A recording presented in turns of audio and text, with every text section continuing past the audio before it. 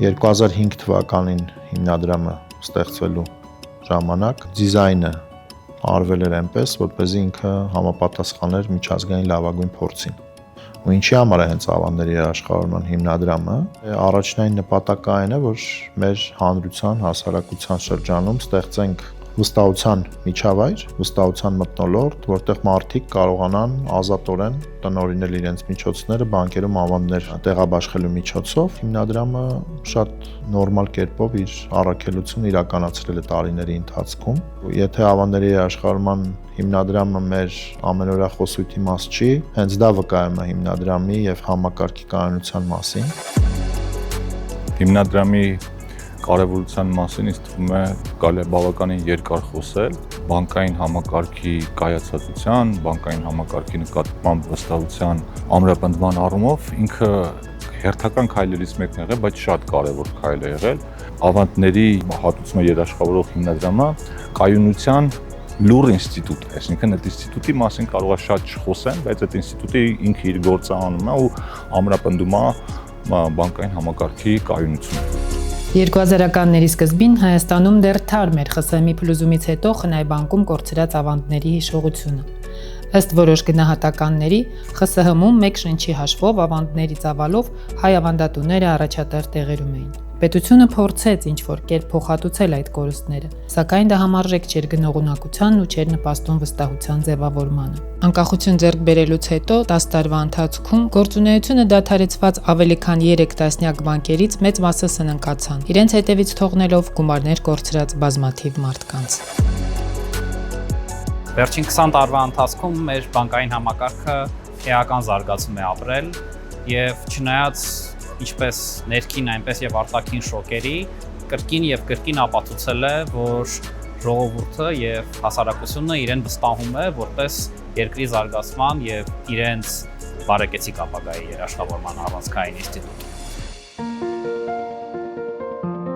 Հիմնադրամը կառավարվում է հոգաբարձուների խորհրդի կողմից, ներկայացված են խորհրդի անդամներ Հայաստանի Հանրապետության կառավարությունից, բանկերի միությունից, ազգային ժողովից եւ իհարկե կենտրոնական բանկից։ Կառավարման առումով նպատակը պարզ է ըստ էության կառավարման մոդելից սկսած, որ շահառուներ են հանդիսանում ըստ էության բոլորը, թե պետական մարմինները, թե ազգային ժողովը, կենտրոնական բանկը եւ բանկերը։ Հիմնադրամը դա այն բացառիկ կառույցներից է, որի աշխատանքի արդյունավետության համար շահագրգռված են թե պետական կառույցները, թե պետությունը,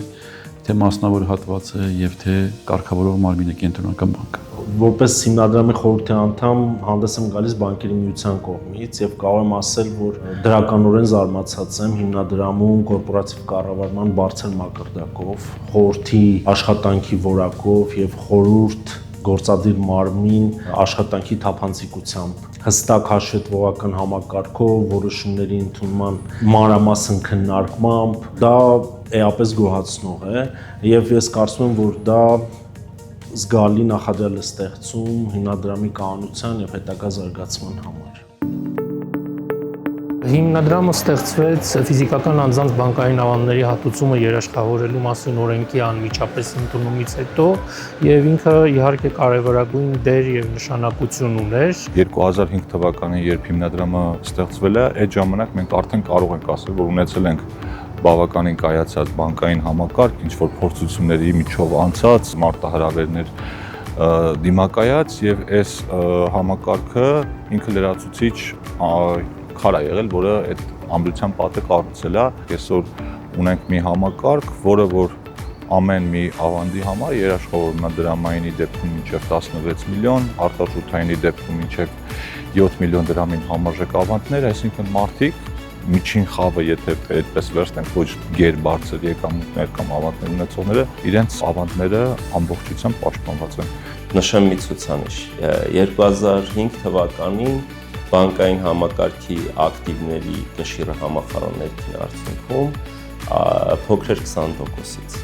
20 տարի անց 2025 թվականի սկզբին արդեն նույն ցուցանիշը ավելի բարձր է, քան 100%-ը։ Հիմնադրամը տարիների ընթացքում իր կենսունակությունը ապացուցելով հանդերձ ունի զարգացման բավականին մեծ պոտենցիալ դեռևս մեծ ճանապարհ անցնելու։ Հիմնադրամը այս պայծրությամբ համագործակցում է գրեթե բոլոր միջազգային կազմակերպություններին, ուստի գիտելիքի փոխանցման ու գիտելիքի տրանսֆորմացիայի փուլը ես կարծում եմ, որ հիմնադրամի մոտ ինստիտուցիոնալ առումով լուծված է։ Այսօրվա ձեռքբերումները պարարտող են ստեղծել հիմնադրամի դերի եւ նշանակության բարձրացման։ Մեր երկրի տարածքում գործող բոլոր բանկերը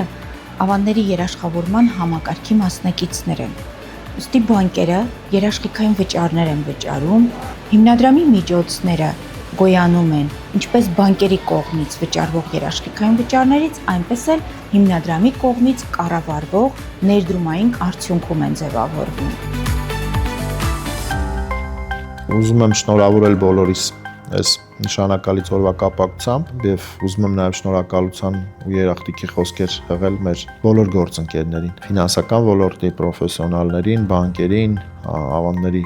հատուցում երաշխավորող հիմնադրամի բոլոր գործընկերներին եւ ուզում եմ նաեւ շնորհավորել մեր հանրությանը։ Հիմնադրամը արդեն 20 տարեկան է եւ միակ բանը, ինչ որ ես կարող եմ ցանկանալ հիմնադրամին, դա շարունակելն է լինել մեր վստահության խարիսկը դեպի բանկային համակարգ, ինչպես նաև Հայաստանի Հանրապետությանը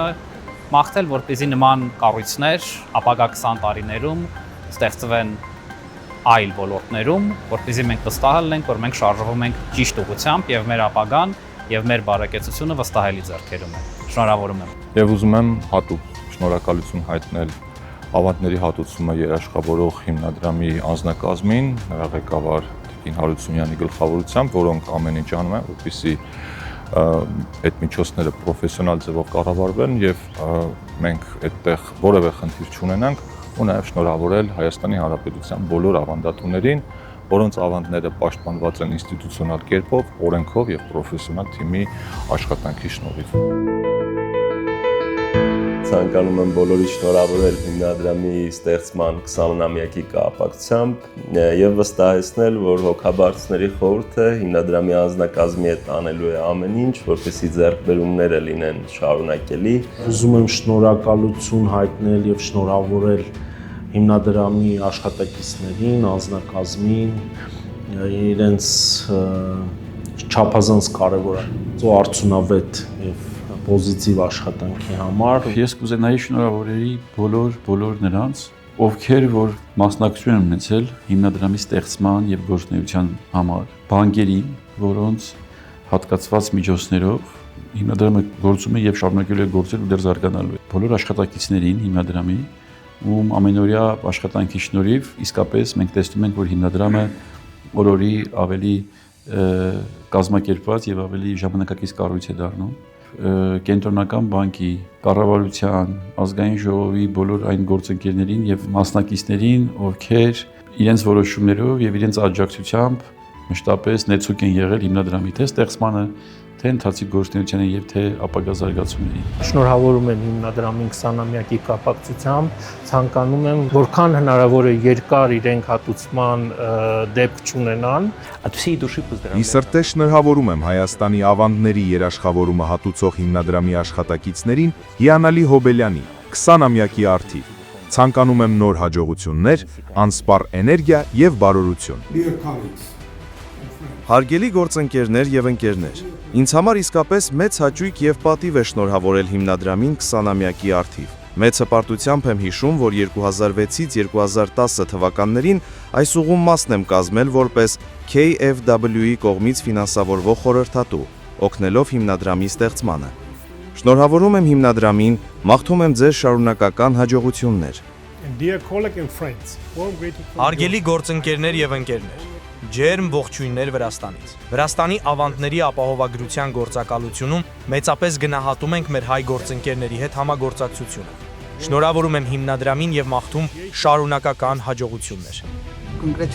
Շնորհավորում եմ Հայաստանի ավանդների հատուցումը երաշխավորող հիմնադրամին 20-ամյակի արդիվ։ Մաղթում եմ շարունակական նշանակալի հաջողություններ։ Բանկային համակարգը շարունակում է զարգանալ։ Հուսով եմ այս միտումը կպահպանվի։ Շնորհավորում եմ հիմնադրամին, մաղթելով կայունություն եւ զարգացում։